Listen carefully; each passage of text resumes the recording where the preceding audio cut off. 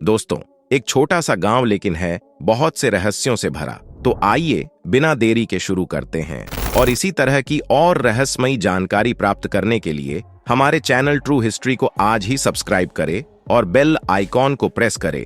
Indonesia कई द्वीपों से मिलकर बना देश है। रिपोर्ट्स के अनुसार यहाँ करीब 231 मिलियन मुस्लिम रहते हैं, जो किसी एक देश में सबसे ज्यादा है। दुनिया भर के मुसलमानों का एक बड़ा वर्ग इंडोनेशिया में ही रहता है, लेकिन यहाँ हिंदू धर्म का भी काफी प्रभाव है, जबकि उनकी संख्या काफी कम है।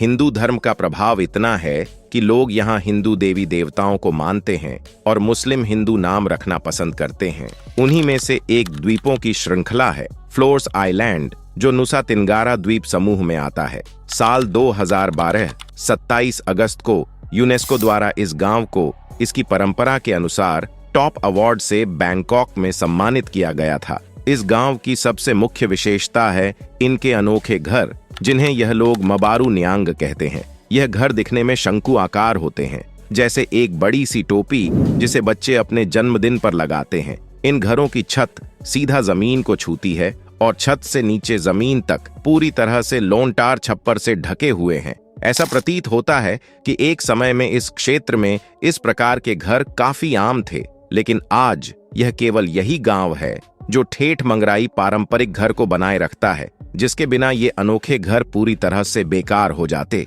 इन घरों को 5 भागों में बांटा गया है, जिसमें हर एक भाग अपने खास चीज के लिए है। जैसे कि पहला भाग, जिसे यह लोग लुतुर या टेंट कहा जाता है, यहाँ परिवार रहता है। दूसरे भाग को यह लोग लोबो कहते हैं, जहाँ खाना और दूसरे सामान रखे जाते हैं। तीसरे भाग को लेंटर कहा जाता है और यह हिस्सा अगली फसल के बीजों को रखने के लिए इस्तेमाल किया जाता है। चौथा भाग को लेम्पा राय कहा जाता है, जिसे सूखे से बचने के लिए खाद्य पदार्थ रखने के लिए इस्तेमाल में लाया जाता है। और आखिरी में 5वां और घर का सबसे ऊपरी भाग आता है, जिसे हेकांग कोड़े कहा जाता है। यह लोग इस भाग को सबसे पवित्र मानते हैं और यहाँ अपने पूर्वजों को प्रसाद चढ़ाते हैं। इस वेरबो गांव में केवल 7 घर है। इसके अलावा एक घर और है, जहां गांव के सभी लोग अपने त्योहार समारोह और अनुष्ठान के लिए इकट्ठा होते हैं। कैथोलिक धर्म को मानने वाले लोग यहाँ रहते हैं, लेकिन कुछ परिवार पुराने मान्यताओं को भी अपनाते हैं।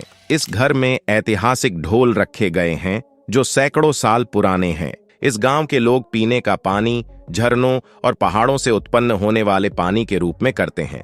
इस वेरबो गांव में कुल मिलाकर 44 लोग रहते हैं, जिनकी मुख्य रूप से आय कृषि है, और यह लोग काफी लौंग और चेरी उगाते हैं। इस गांव की महिलाएं इन कामों में पूरी तरह से सहयोग करती हैं। आज भी वेरबो गांव के लोग अपना जीवन पूर्वजों के सिद्धांतों पर जीने में यकीन रखते हैं। यहाँ आपको कोई भी मशीन, मोबाइल, इंटरनेट, सड़क और गाड़ी नहीं देखने को मिलेगी। आज भी यह लोग सैकड़ों साल पहले के तरीकों को अपनाते हुए प्रकृति के सहारे ही जीते हैं। गांव के लोग मक्का और कसावा खाना पसंद करते हैं, लेकिन गांव के आसपास वे कॉफी, वेनिला और दालचीनी के पौधे लगाते हैं, जिन्हें वे लगभग 15 किमी दूर स्थित बाजार में बेचते हैं, गांव से दूर। हालांकि हाल ही में वे रेबो अंतरराष्ट्रीय इको टूरिज्म उत्साही लोगों के लिए एक पर्यटन स्थल के रूप में लोकप्रियता में बढ़ गया है और इससे गांव के आर्थिक कल्याण में वृद्धि हुई है। वे रेबो के लोग उन आगंतुकों का गर्मजोशी से स्वागत करते हैं जो उनके गांव को देखना चाहते हैं और उनके सरल पारंपरिक जीवन का अनुभव करना चाहते हैं। कुछ सालों में जब बाहरी लोगों ने इस गांव के बारे में जाना, तो वह यहाँ टूरिस्ट बनकर आए और कुछ दिन रहने के बाद उनका कहना था कि इससे पहले कभी भी ऐसा उन्होंने अनुभव महसूस नहीं किया। शांति और प्राकृतिक सुंदरता के एहसास इससे बेहतर कहीं और हो ही नहीं सकता।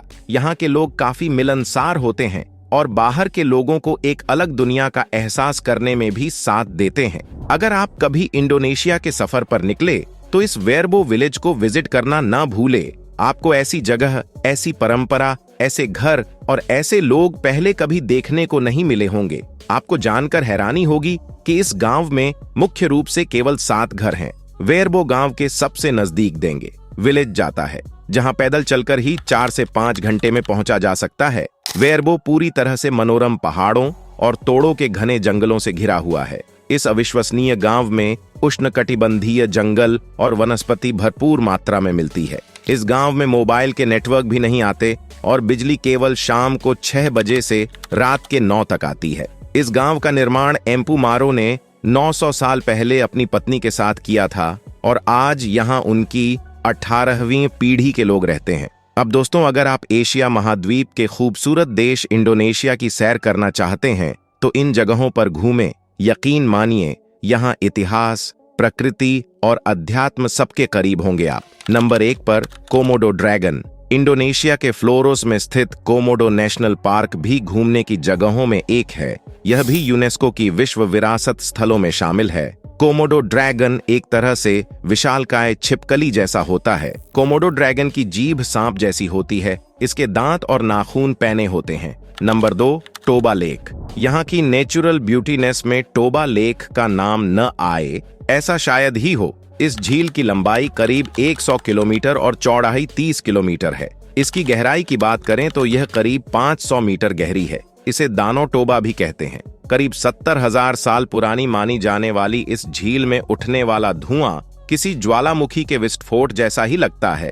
यहाँ पर बड़ी संख्या में पर्यटक आते हैं। नंबर 3, पारंपरिक गांव। तना टोराजा इंडोनेशिया के दक्षिणी सुलावेसी प्रांत में स्थित एक पहाड़ी है। यह यहाँ पर पर्यटकों का लोकप्रिय और शांति इलाका है। पहाड़ों के बीच के इस सांस्कृतिक द्वीप की सुंदरता अद्वितीय है। तना टोराजा अपनी समृद्ध संस्कृति, पारंपरिक गांवों और आकर्षक समारोहों के लिए जाना जाता है। यहाँ इंडोनेशिया आकर अगर यहाँ न घूमा जाए तो इंडोनेशिया की यात्रा अधूरी ही लगेगी। नंबर 4, चावलों के पार्क। बाली द्वीप इंडोनेशिया की खूबसूरत जगहों में एक है।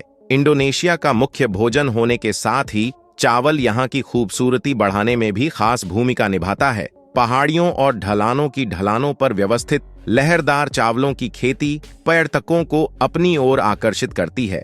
बाली द्वीप पर नारियल के पेड़ के अलावा नाइट लाइफ भी पर्यटकों को बहुत भाती है। नंबर 5, प्रम्बनन मंदिर। इंडोनेशिया के योगाकार्ता में एक हिंदू मंदिर प्रम्बनन स्थित है।